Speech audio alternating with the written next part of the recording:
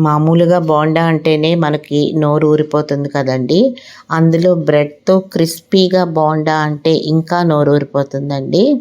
దీనికి సింపుల్‌గా మనకి ఇంట్లో కొద్దిగా బ్రెడ్, ఆలు ఉంటే సరిపోతుందండి. ఆ పైన అందులో మనం ఇంట్లో ఏమన్నా బఠానీ గింజలు, స్వీట్ కార్న్ లేదంటే ఇంకేదైనా క్యారెట్ ఏముంటే అవి కొత్తిమీర అన్నీ వేసుకోవచ్చండి.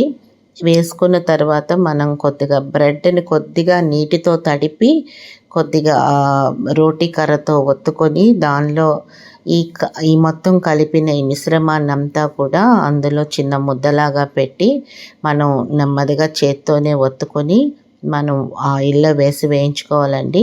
మామూలుగా అయితే బైండింగ్ ఏజెంట్ కింద మనం కార్న్ ఫ్లోర్ కూడా కొద్దిగా నీటిలో తడిపి ఈ ముద్దని అందులో దొర్లించి వేస్తే ఇంకా బాగా వస్తుంది. బట్ నాకు ఇలా అలవాటైపోయి నేను ఇలాగే చేస్తానండి.